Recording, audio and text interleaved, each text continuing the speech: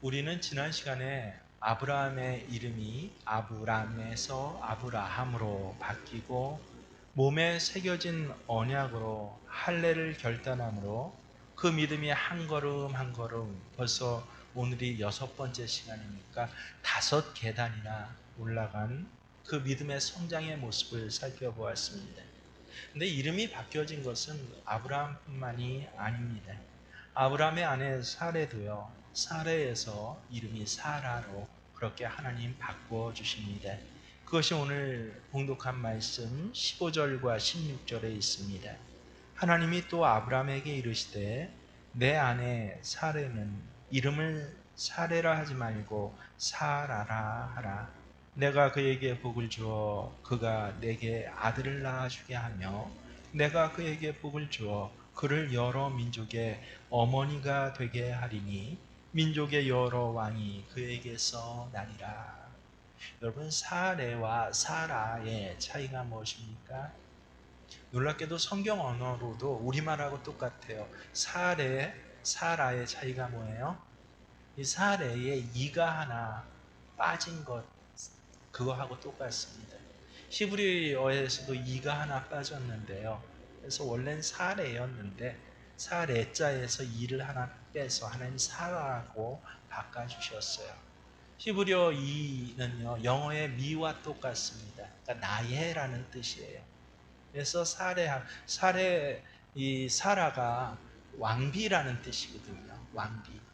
근데 이가 하나 원래는 붙어서 나의 왕비라는, 사례는 원래 그런 뜻이었어요. 그런데 하나님께서 아니야, 거기서 나의를 빼. 그래서 나의 왕비가 아니라 모든 사람의 왕비로 저가 살아갈 것이야 라고 약속을 해주신 것입니다. 여지껏 사례는요, 정말 이름 그대로 아브라함에게 뭐 예전에 그런 영화도 있었는데 나의 사랑 나의 신부라는 그런 영화 있죠. 그거하고 똑같은 뜻이에요. 아, 나의 사랑 나의 왕비여. 아브라함에게만 그렇게 불려졌습니다. 아브라함에게만 사랑이었고 왕비였고 존귀한 부인이었습니다. 다른 말로 하면 참으로 사례를 사랑해주는 사람, 이해해주고 존귀하게 대해주는 사람은 남편 아브라함밖에 없었다라고 하는 것입니다. 그럼 다른 사람은 사라를 어떻게 보았을까요? 요새 우리는 잘 실감하지 못하면요, 사라는 굉장히 수치스럽고 부끄러운 여성이었습니다. 왜요? 자식을 낳지 못하는 여성. 여러분, 불과 500년 전 조선시대만 해도 자식을 낳지 못하는 여성은 어떤 대우를 받았습니까? 이른바 이 남편이 집에서 쫓아낼 수 있는 아주 이유가 됐습니다. 부끄러운 자다, 가문을 승계하지 못하는 자다라는 뜻이었습니다. 생각해 보세요. 근데 500년 전만 도 아닌데 지금 몇 년 전입니까? 4천년 전, 아니 6천년 전 일이에요. 6천년 전에 아들을 낳지 못하는 처지를 주변에서 어떻게 보았을까요? 본인 스스로 어떻게 자신의 인생에 대해서 생각을 했을까요? 실제로 사례는요, 얼마나 자기 자신이 부끄럽고 한스러웠으면 정작 남편은 싫어라고 하는데도 자기 여종을 남편의 첩으로까지 삼아서 자식을 가지려고 합니다. 이 심정은요, 본인이 아니면 아무도 이해하지 못합니다. 사실 사례는 객관적으로 보면 뛰어난 미모를 가졌어요. 그리고 아름다운 덕성을 가진 여인으로 성경에 나옵니다. 그럼에도 불구하고 당시 많은 사람들에게 사례는 존경받지 못한 여인이었습니다. 왜? 딱 하나, 하나님이 사례에게 태를 열어주시지 않았기 때문에 그랬습니다. 그래서 그 이름이 사레예요. 오직 남편 아브라함만이 사레의 이 아내의 심정을 이해해주고 사랑해주는 아브라함의 왕비 사레였습니다. 근데 오늘 하나님께서 말씀하신 것이 무엇입니까? 이제부터 사레는 나의 왕비, 아브라함의 왕비가 아니라는 것입니다. 사례는 아브라함의 여왕에 그치는 것이 아니라 모든 사람의 여왕이 되며 모든 사람에게 존경받는 부인이 되리라라고 하시는 것이에요. 그 증표로 이름까지 사라로 그렇게 바꾸어 주셨습니다. 그런데 여러분 생각해 보세요. 지금 사라의 나이가 몇이에요? 성경에도 기록되어 있죠. 나이가 90이 되었습니다. 생물학적으로 나이 90된 여자가 아들을 낳을 수는 없는 법입니다. 그래서 아브라함도 사례로 만족하며 살려고 그동안 하나하나 정리를 해왔습니다. 지금도 아이 한 명이 없는데 이름을 아브라함의 사례가 아니라 사라라고 바꾸시라고, 왕비이긴 왕비인데 모든 사람의 왕비로 바꿔라 라고, 내가 이루어 주겠다라고 하면 여러분 그것이 믿어지시겠습니까? 여러분이 만일 같은 처지에서 이 말씀을 들었다고 하면요, 기뻐질까요, 마음에? 아니, 오히려 처량해질까요? 성경에 보면 예전 저는 때때로 그 개역 성경의 번역이 훨씬 실감나는 경우가 많이 있습니다. 이 경수가 그쳤더라라고 합니다. 그쳤더라라는 그런 표현을 씁니다. 그러니까 이제 자식 낳기가 끝나버렸다라고 하는 것입니다. 나이 90의 생물학적 그리고 육체적인 실질적인 모든 소망이 끊어져 버렸습니다. 이런 사람에게는요, 자식이라는 말만 들어도 상처가 됩니다. 그래도 그저 남편 아브라함이 나를 무시하지 않고 나의 왕비여, 나의 사랑하는 아내여 라고 존중해 주면서 사는 것만 해도 감사합니다. 그러던 차에 하나님께서 나타나셔서 너는 이제 아브라함의 왕비가 아니라 모든 사람의 왕비가 될 것이다. 이름을 사례라고 하지 말고 아예 사라라 하라라고 했을 때 여러분 이것은 기쁨이 아니라 오히려 상처가 될 것입니다.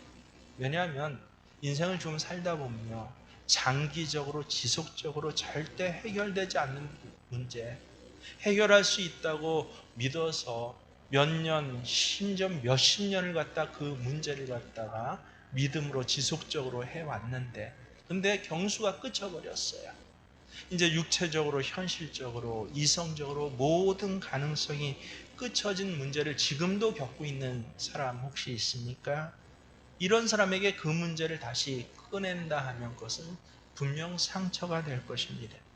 그래서 아브라함 뭐라고 합니까? 17절과 18절을 보세요. 아브라함이 엎드려 웃으며 마음속으로 이를 때 100세 된 사람이 어찌 자식을 낳을까? 사라는 90세니 어찌 출산하리요? 하고 아브라함이 이에 하나님께 아뢰되 이스마엘이나 하나님 앞에서 살기를 원하나이다. 아브라함이 웃었대요. 여러분 어떤 웃음이겠습니까? 좋아서 웃는 웃음일까요? 그 말이 믿어져서 웃는 웃음일까요? 아니요. 기가 막혀서 웃는 웃음일 것입니다. 왜냐하면 아브라함의 대답에 그 내용이 나와 있어요. 기가 막혀 웃으면서 하나님, 이스마엘이나 하나님 앞에 살기를 원하나이다. 무슨 뜻입니까? 아브라함이나 사라나 이젠 더 이상 자식 문제로 상처받기가 싫었던 것입니다. 그 문제로 그 수십 년 동안 너무도 많이 괴로웠고 너무도 많이 울었고 너무 많이 아팠어요. 그래서 자식, 아들 이야기만 나오면 이 금실 좋은 부부가 다투지 않을 데가 없었습니다. 그래서 이제 좋으나 싫으나 첩의 자식 이스마엘로 자식 문제는 끝을 내자라는 묵계가 부부 사이에 합의되고 성립된 것이에요. 한마디로 하나님 자식 없어도 좋습니다. 그래도 내가 하나님 원망하지 않겠습니다. 그저 이스마엘도 하나님께서 주신 자식으로 믿고 살아가겠습니다 라고. 마치 믿음의 소리 같지만 이것은 그 내면을 들여다보면 뭐예요? 자포자기예요. 자기 신앙을 이스마엘 선에서 스스로 정리하겠다라고 하는 것입니다. 이 정도 정리하기까지 얼마나 힘들었습니까? 그런데 이제 하나님 나타나셔서 이 문제를 다시 들추시는 것이에요. 그러자 아브라함이 지금 기가 막혀서 처연하게 웃고 있는 것입니다. 하나님이 이 아들 문제로 우리 부부가 얼마나 많이 괴로웠습니까? 잘못 이루는 밤이 얼마나 많았습니까? 내 아내 사례는 또 얼마나 많이 울었고 괴로워했겠습니까? 그 모든 아픔 과정 속에서 어렵게 서로 다독여가면서 야, 자식 없어도 우린 괜찮아. 내가 당신 사랑해 라고 그렇게 그나마 봉합을 했는데, 그래서 그런 줄 알고 우리 이게 우리 형편이야, 이게 우리 운명이야, 그래도 하나님 믿으면서 잘 살아가자라고 그렇게 정리해 왔는데 이제 와서 다시 꺼내시다니요. 여러분 가만히 보세요. 사람마다 이런 문제가 있어요. 가정마다 풀리지 않는 문제가 있습니다. 어떤 사람은 이게 처가의 문제이기도 하고 본가의 문제이기도 해요. 시댁의 문제만 생각하요. 어떤 사람은요, 참 남편 좋은데 돈 문제만 생각하며, 실제 어떤 사람은 자식의 문제예요. 자식이 없어서 자식 문제, 혹은 자식이 있는데도 없는 자식보다 못한 그런 문제들 때문에, 그래서 이 문제를 가지고 하나님 앞에서 애타게 기도하고 그렇게 간구해 왔는데 하루 이틀 했습니까? 1, 2년 했습니까? 십수년, 진짜 아브라함과 같이 20년이 넘기까지 이 문제를 가지고 그렇게 아파하면서 하나님 앞에 간구하는, 이 문제만 생각하면 밤에 잠이 오지 않습니다. 이런 사람들이 대개 사람에 따라 시차는 있겠지만 나중에 포기하든지 아니면 대충 뜯어 맞추든지 해서 완결짓고 잊어버려야 합니다. 그래야 사람이 밥을 먹고 살 수가 있지. 그렇지 않고 이 문제 하나에 내 인생, 내 운명을 그렇게 목전에 두고 살아가면요, 이런 사람은 살 수가 없습니다. 그래서 요새 정신의학에서 얘기하는 게 문제 뭐예요? 시간이 지나면 다 괜찮아질 거야. 뭐 지금 당신도 괜찮은 모습이에요. 오히려 없는 것보다 있는 것에 만족하며 살아가십시오. 아마 지금 시대의 문화를 따른 모든 사람이 이것이 진리이냐 그렇게 여기지 않습니까? 아브라함이 이렇게 자기 선에서, 정신의학을 배우지도 않았는데 자기 선에서 이 문제를 끝내버렸다라고 하는 것입니다. 참 믿음이 좋은 것 같죠? 하지만 여러분 기억하십시오. 아브라함에게는 정리되고 끝난 문제였지만 하나님에게는 끝나지 않았다라고 하는 것입니다. 19절 말씀 보십시오. 하나님이 이르시되 아니라 내 아내 사라가 내게 아들을 낳으리니 너는 그 이름을 이삭이라 하라. 내가 그와 내 언약을 세우리니 그의 후손에게 영원한 언약이 되리라. 아니야. 하나님께서 이미 자기 선에서 정리를 끝낸 아브라함을 설득하고 계시는 장면입니다. 그게 아니야. 내 아내 사라가 반드시 아들을 낳을 것이야. 나는 그 아들과 언약을 맺는 것이야. 다른 아들은 안 돼. 바로 이 순간입니다. 여러분, 나는 이미 정리가 됐는데요. 나는 그것도 좋게 정리를 했어요. 더 이상 그 문제를 꺼내기 싫고, 꺼내지면 이 문제가 상처가 될 줄 아는데, 근데 오늘 하나님께서 그 문제를 다시 꺼내세요. 그러면 여러분은 어떻게 하시겠습니까? 바로 이 순간에 아브라함이 믿음의 조상이 된 비밀이 드러납니다. 23절입니다. 보세요. 뭐라고 시작합니까? 이에 아브라함이 하나님이 자기에게 말씀하신 대로. 여러분, 아브라함은 처음부터 믿음이 큰 사람이 아니었습니다. 저와 여러분하고 똑같이 의심이 많고요, 상처 있고 쓰러지는 평범한 사람이었습니다. 근데 우리와 다른 점이 분명히 한 가지 있네요. 그게 바로 23절이에요. 하나님이 말씀하시면 자신의 처지, 자신의 생각, 자신의 현재 상황이 어떤지 간에 이에 아브라함이 하나님이 말씀하신 대로라는 공식을 가지고 삶을 살아갔다라고 하는 것입니다. 아브라함은 처음부터 생각해 보니 그랬습니다. 하나님께서 아브라함에게 처음 나타나신 것이 창세기 12장 아닙니까? 1절 말씀에 뭐라고 합니까? 여호와께서 아브라함에게 이르시되 너는 너의 고향과 친척과 아버지의 집을 떠나 내가 내게 보여줄 땅으로 가라. 하나님께서 나타나셔서 아브라함 아직 하나님에 대해서 잘 몰라요. 어떤 분인지도 잘 모릅니다. 근데 나타나셔서 말씀하셨어요. 너의 친척과 고향 아버지 집을 떠나라 라고. 하지만 아브라함의 상황은 전혀 그럴 만한 상황이 아니었습니다. 그래서 아브라함은 떠나긴 떠났지만 가나안 땅으로는 못 들어오고 어디에 머물고 있었다고요? 중간 하란 지역에 머무르고 있었습니다. 이렇게 중간에 경계선에 머무는 아브라함에게 하나님이 다시 나타나신 것이 우리가 창세기 12장의 말씀입니다. 하나님이 다시 떠나라라고 한 번 더 말씀하시니까 아브라함이 어떻게 했다고 합니까? 잘 들어보세요. 창세기 12장 4절에 보면 이에 아브라함이 여호와의 말씀을 따라갔고, 똑같네요. 17장 23절 말씀하고 똑같네요. 이에 아브라함이 하나님의 말씀하신 대로. 처음부터 그랬어요. 12장에만 있나요? 13장에도 나옵니다. 18절에 보면 이에 아브라함이 장막을 옮겨 헤브론에 있는 마므레 상수리 숲에 이르러 거주하면서 거기서 여호와를 위하여 제단을 쌓았더라. 그래서 이게 아브라함의 삶의 공식으로 점점 확정되어 가는 것입니다.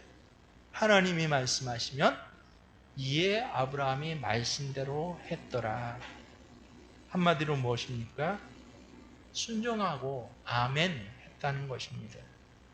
이것이 바로 아브라함이 작은 믿음에서 큰 믿음으로 점점 성장하여 가고 마침내 믿음의 조상에까지 이른 비밀이고 삶의 공식이었던 것입니다. 처음부터 하나님의 뜻을 다 알아서 믿는 사람 없습니다. 처음부터 큰 신앙을 가진 사람 없습니다. 누구나 처음에는 희미한 뜻을 붙들고 신앙생활합니다. 물론 감정이 크죠. 처음 구원받은 감격으로 가슴이 벅차오르죠. 그래서 저도 그랬어요. 예수님 인격적으로 처음 만났을 때 야, 이대로 죽어도 좋습니다 라고요. 내 인생 전부를 예수님 만난 기쁨 때문에 걸어도 좋습니다라고 분명 그렇게 생각을 했습니다. 그러다가 신앙생활의 과정 속에서 어때요? 내 생각, 내 입장과 다른 환경이 반복적으로 주어지고 그 가운데서 전혀 다른 하나님의 뜻이 내 삶에 컨택되고 심지어는 부닥쳐 올 때요. 내가 원하지 않는 사건과 일들이 일어날 때요. 그때 우리는 당황하고 놀라면서 그것에 대해서 쉽게 용납하지 못합니다. 그게 일반적인 모든 사람의 그런 방향이에요.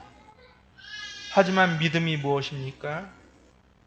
내가 아무리 야 이건 이럴 수밖에 없어라고 결론 지은 것이 있다라고 할지라도 다시는 그 말 꺼내지 마세요. 그냥 이걸로도 내가 만족하며 살겠습니다라고 마치 이것이 믿음인 양 나 스스로 정리했다라고 할지라도 하나님께서 다시 한번 내게 말씀하시면요. 여러분 이 창세기의 이 말씀을 몇 번이나 들어보셨습니까? 그런데도 그 듣고 또 들었지만 안 했어요. 하란에 그대로 머물렀어요.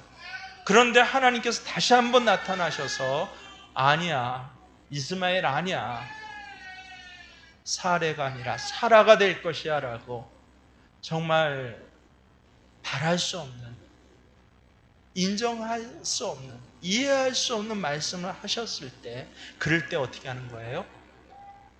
이해하라. 하나님이 말씀하신 대로 하나님의 말씀에 내 자신을 설득해 나가는 것, 이것이 바로 믿음입니다.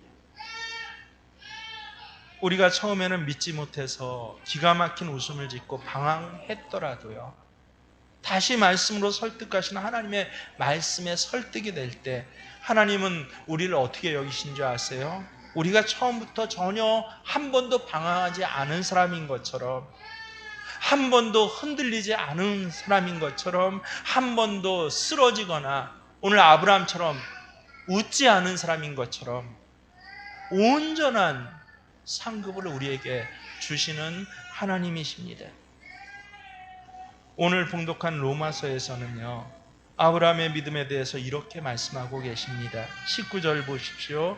그가 100세나 되어 자기 몸이 죽은 것 같고 사라의 태가 죽은 것 같음을 알고도 믿음이 약하여지지 아니하고 믿음이 없어 하나님의 약속을 의심하지 않고 믿음으로 견고하여져서 하나님께 영광을 돌리며 약속하신 그것을 또한 능히 이루실 줄을 확신하였으니, 여기서 제일 중요한 단어가 알고도라는 단어입니다.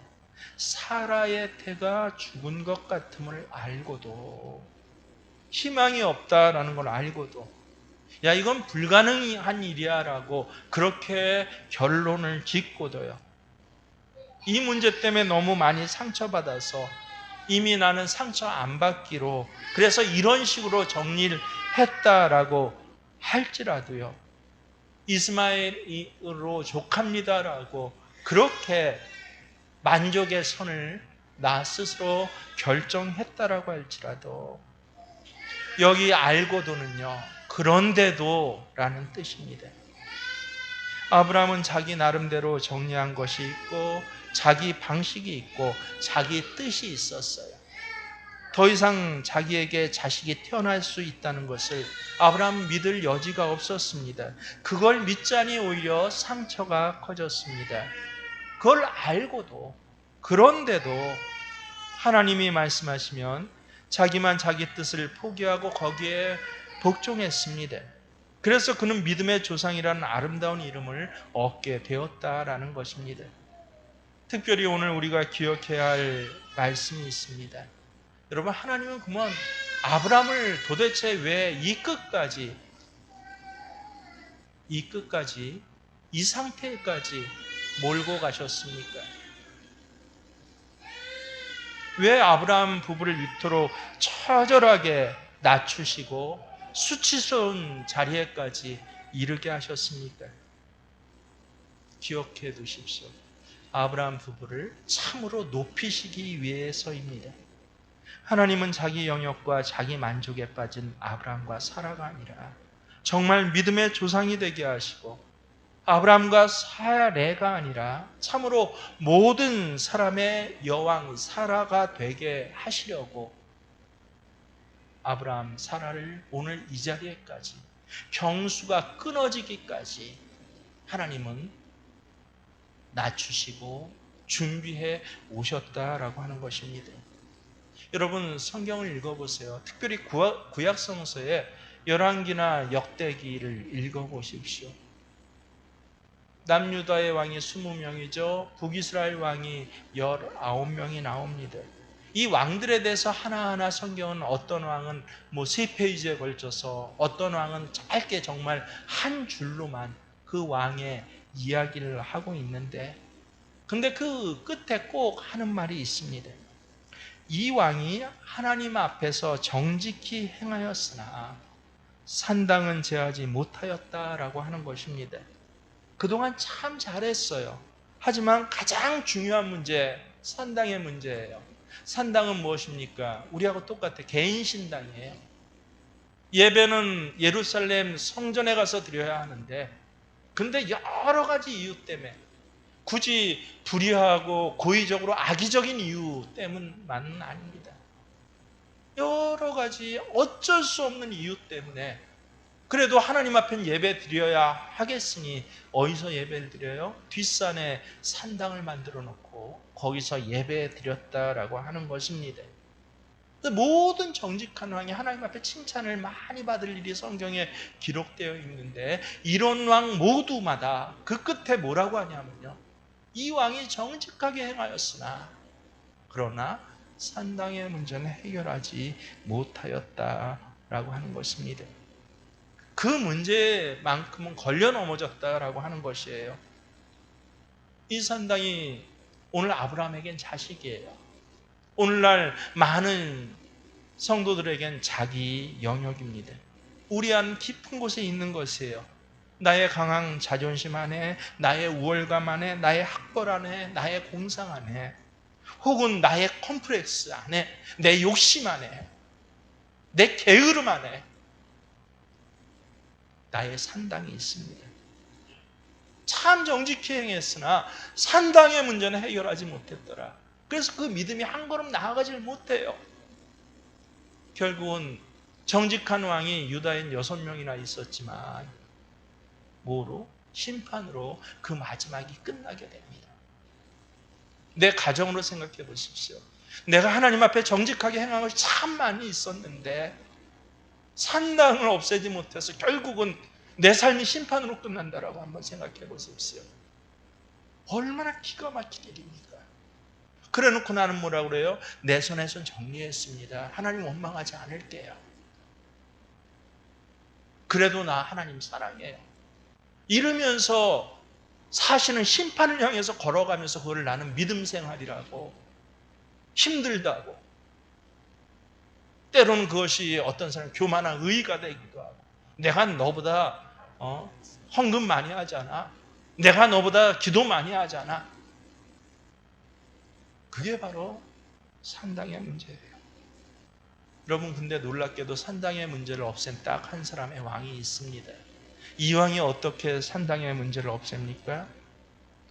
산당의 문제는요, 완전히 바닥에 떨어져서 깨질 때까지입니다. 깨져도 바싹 깨져야 합니다. 내 자존심이 여지없이 짓밟혀서 아무것도 남지 않을 때 비로소 신화가 깨지고 정말 믿음의 현실, 세상의 현실이 아니라 믿음의 실상이 내 눈에 들어오는 것입니다. 하나님이 우리를 낮추신 이유가 무엇입니까? 그렇게 똑똑하고 헌신적이고 다른 사람에 비해서 착하고 믿음까지 좋아 보이는 사람을 바닥까지 낮추시는 이유가 무엇입니까? 취직이 안 되네요. 결혼이 안 되네요. 아이가 안 생기는 이유가 무엇입니까? 내 안에 있는 산당을, 내 삶의 절에 있는 산당을 하나님 완전히 깨버리시려고 그러시는구나. 여러분, 하나님이 오늘 나를 왜 이렇게 낮추셔요? 하나님의 약속이 취소되었나요? 내가 신앙생활 잘못해서 하는가요? 아니에요. 나를 진정 높이기 위해서 하나님 오늘 나를 낮추시는 것이에요. 바랄 수 없는 것을 바라고 믿을 수 없는 것을 믿는 참 믿음을 가지기 위해서 하나님이 낮추시는 것입니다. 아브라함의 사례가 아니라 정말 열방의 어미가 되게 하기 위해서, 참된 믿음의 어미가 되게 하기 위해서 낮추셨던 것입니다. 하나님이 아브라함을 부르신 것은요, 그저 이 땅에서 건강하고 공부 잘하고 부자 되게 하기 위해서 부르신 것 아니에요. 하나님은 하늘의 축복을 주시기 위해서 창세기의 그 복을 아브라함에게 직접 주시기 위해서, 하나님의 영광과 존귀를 주시기 위해서 아브라함을 부르신 것이에요. 그러므로 그리스도인들은, 신앙을 가지지 않는 사람들이 이 세상에서 건강하고 돈 잘 벌고 공부 잘하는 것을 시기할 필요가 전혀 없습니다. 실제 그래요. 하나님 모른다고 해도 성실하게 이룬 사람은 대개 출세합니다. 하나님을 모른다고 해도 열심히 공부하는 사람은 대개가 좋은 대학 들어갑니다. 하지만 그것은 하나님이 우리에게 주실 전부가 아니에요. 그 뒤에는 그 이상의 것이 있습니다. 하나님은 영원한 영광과 존귀, 하늘의 것을 우리에게 주시고자 합니다. 여러분, 단순히 우리가 이 세상에서 잘 먹고 잘 살기 위해서 예수 믿을 필요는 여러분 전혀 없어요. 그저 단지 세상적으로 잘 먹고 잘 살자라고 하면 얼마나 많은 방법이 있는지 모릅니다. 얼마나 구체적으로 실질적으로 돈이 들어오는 방법이 있는지 모릅니다. 그저 나 혼자 열심히 방향성과 그리고 약간의 세상의 경제를 보는 눈을 가지고요, 공부하고 거기 헌신적이라면, 내 육체적인 게으름과 여러 가지 그 감정을 갖다가 자제시키면서 냉정하게 현세 판단을 하면서 시작한다라고 한다면, 장사를 해도 그런 사람은 성공해요. 주식 투자를 해도 성공합니다. 공부를 해도요, 좋은 곳에 갑니다. 그래서 이 땅에서 정말 잘 먹고 잘 살기 위해서 나 예수 믿는다 하면 전 얘기합니다. 예수 믿을 필요 없어요. 그런 사람들은요. 예수 믿는 것은 그 이상의 것을 얻기 위해서입니다. 하나님이 우리에게 약속하신 것이 무엇입니까? 하나님 앞에 티끌 같은 사람일지라도, 이런 만신창이의 몸, 이런 약한 몸, 이런 흙수저의 몸을 가지고라도, 이런 작은 믿음을 가지고라도 억지로라도 하나님 말씀에 순종하면 영원한 영광과 존귀, 하늘의 것을 그 다음부터 채워주시겠다라고 하는 것입니다. 이것이 하나님께서 아브라함에게 주신 약속의 본질이에요. 오늘 아브라함 찾아오신 하나님이 여러분 가운데 분명히 찾아오셨습니다. 부족한 종을 통해서지만 하나님이 여러분에게 직접 말씀하십니다. 아니야, 이스마엘은 아니야. 내가 아들을 낳으리니 이후로는 내가 웃으리라. 아예 아들 이름을, 이삭이 무슨 뜻이에요? 웃음. 이 아들은 웃음덩어리야. 내 인생의 웃음덩어리야 라고 미리 그 아들의 이름을 그렇게 지으라. 이삭이라 하라라고 오늘 여러분에게 말씀하셨습니다. 우리에게 필요한 게 뭐예요?